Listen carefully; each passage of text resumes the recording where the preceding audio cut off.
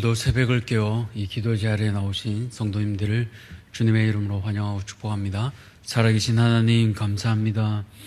오늘 하루도 우리에게 새 날을 주셔서 또 우리에게 새 하루를 주시니 감사합니다.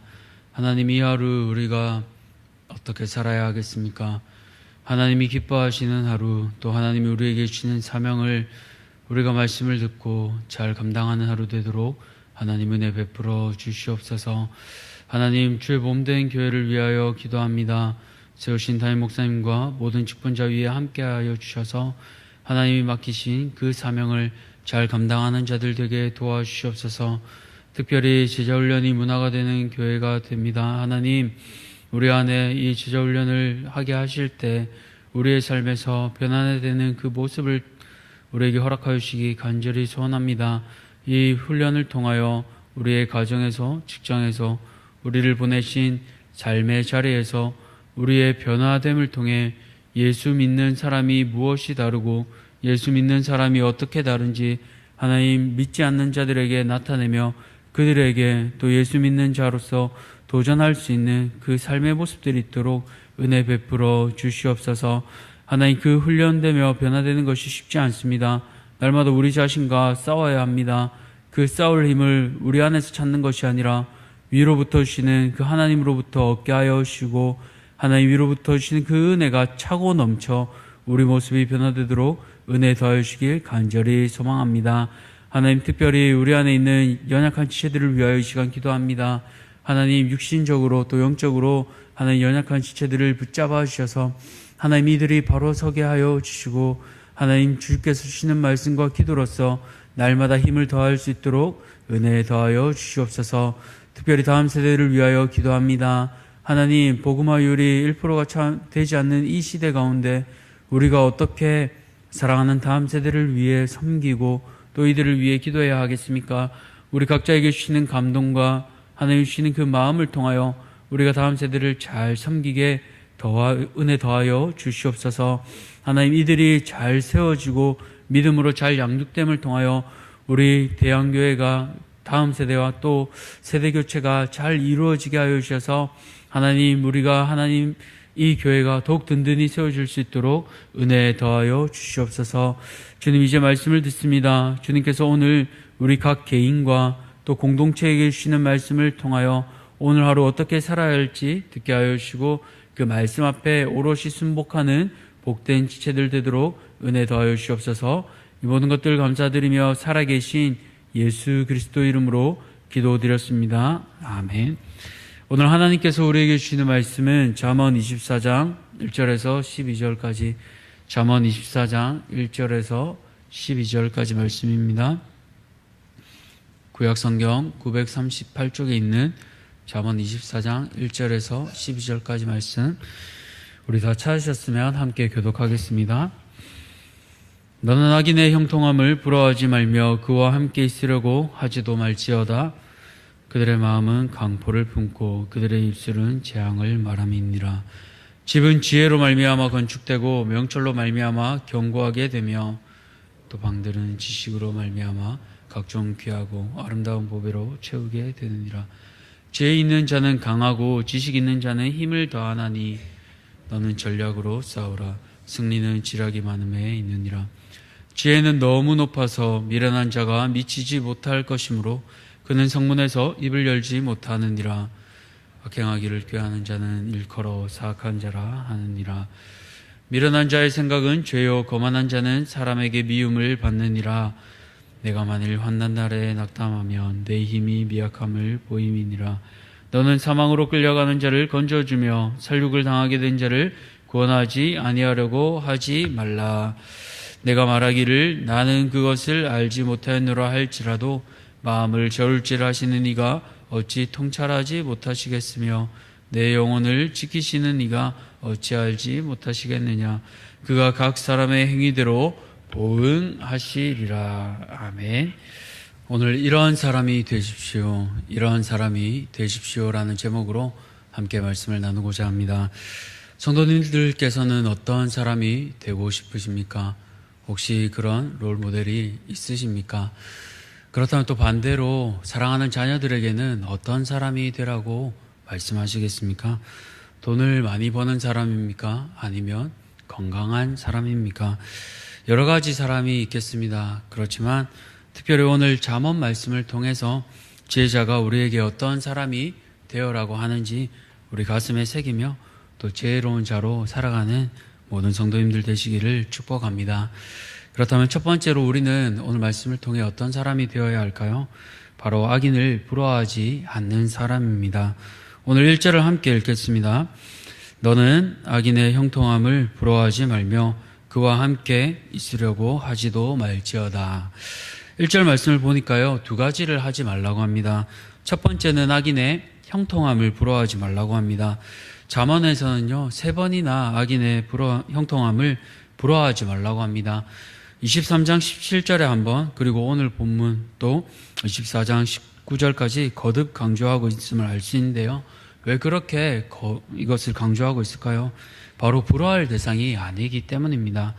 성도님들 어떻습니까? 조폭의 삶을 보면 부럽다는 생각이 드십니까? 값비싼 외제차를 타고 또 돈이 많아 보여서 어떻게 보면 부러워 보일 수도 있겠습니다. 그런데 사람들이 그 삶을 부러워하지는 않습니다. 왜냐하면 가까이 가기도 무섭고 또 가까이 가면 오히려 피해가는 삶이기 때문입니다. 그렇기에 이분들의 결말은 결국은 한 번쯤 큰 집에 갔다 오게 됩니다. 큰 집 아시지요? 성도님들은 웬만하면 가지 마시기 바랍니다. 이런 악인들의 마음에는 강포, 즉 무자비한 폭력을 늘 품고 있습니다. 마음에 품고 있으면 어떻게 됩니까? 그것이 자연스레 흘러나오고 자연스레 드러납니다. 그것이 행동으로 또 이어집니다. 사람을 때리고 물건을 부수고 조폭 영화 보면 늘 그렇지 않습니까? 또 말은 어떻습니까? 욕은 기본입니다. 사람을 살리기보다 늘 늘리고 겁먹게 합니다. 그렇기에 그 사람의 말이 재앙과 같습니다. 사전을 찾아보니까요, 재앙은 천재지변으로 인한 불행한 사고라고 합니다. 이거 굉장히 무서운 말이지 않습니까? 누군가의 말이 천재지변과 같다니요. 누군가 말할 때 그 느낌이 지진과 같은 공포, 또 사납게 몰아치는 태풍과 같다면 그 사람과 함께하고 싶겠습니까? 전혀 그렇지 않습니다. 오히려 거리를 두고 싶겠지요. 그렇게 오늘 지혜자는 악인을 부러워하지 말라고 우리에게 교훈하고 있습니다. 사랑하는 성도님들, 오늘 이 말씀을 듣고 어떤 사람이 되어야 하겠습니까? 우리가 어둠에 있는 사람들을 부러워하지 않듯이 악인의 형통을 부러워하지 마시기 바랍니다. 그 길은 좋아 보이나 필경 사망의 길입니다. 잡으면 떨어질 썩은 동아줄입니다. 그렇기에 악인의 형통함을 부러워하지 말고 진짜로 부러워할 것을 깨닫는 우리 모든 성도님들 되시기를 축복합니다. 두 번째로 우린 또 오늘 말씀을 통해 어떤 사람이 되어야 할까요? 바로 진짜 힘인 지혜를 아는 사람입니다. 앞서 지혜자는 악인의 형통함을 부러워하지 말라고 하며 이제 3절부터 7절까지 갑자기 지혜를 얘기합니다. 왜 그럴까요? 그것은 바로 진짜 부러워하고 추구해야 할 대상이 무엇인지 알려주기 위함입니다. 그것은 바로 지혜입니다. 그 지혜는 어떤 힘을 가지고 있습니까? 3절을 보니까요, 집은 지혜로 말미암아 건축되고 명철로 말미암아 견고하게 되며라고 합니다. 보통 집은 무엇으로 건축합니까? 시멘트나 벽돌 혹은 나무로 만들지요. 그런데 오늘 본문에서는 명철과 지혜로 비유하고 있습니다. 앞서 잠언 9장을 보시면요, 지혜로 7기둥을 세우고 그 집에 사람들을 초대합니다. 이런 튼튼한 집 안에는 무엇으로 채워집니까? 4절을 보니까요, 지식으로 말미암아 각종 귀하고 아름다운 보배로 채운다고 합니다. 큰 집에서 방으로 옮겨갈 때는요, 또 구성하고 있는 것이 지혜입니다. 이처럼 지혜자는 물질이 아닌 지혜로 집을 세우고 채웁니다. 그 지혜는 바로 하나님께로부터 옵니다. 그렇기에 지혜자는 늘 하나님을 경외하는 사람입니다. 그러나 반면에 악인은 지혜가 아닌 다른 것으로 채우는데요, 잠언 1장 13절을 보시면 악인은 온갖 보화를 남에게 빼앗은 것으로 자신의 집을 채운다고 합니다. 자신의 욕심으로 가득함을 알 수 있는데요, 그 마음의 중심에 하나님이 전혀 없습니다. 그리고 자신만 의지하기에 결국에는 무너지게 됩니다. 그러나 하나님을 경외하는 사람은 미련하지 않고 지혜로운 사람입니다. 그런 사람은 하나님께서 주시는 지혜를 가집니다. 그렇게 싸움에 있어서 불리한 상황일지라도 판세를 뒤엎는 그 지혜를 가질 수 있습니다. 이 지혜는 아무리 돈이 많아도 살 수 없고 갖고 싶다고 누구에게나 주시지 않습니다. 바로 하나님을 경외하는 사람에게만 주시는 것이 바로 이 지혜입니다.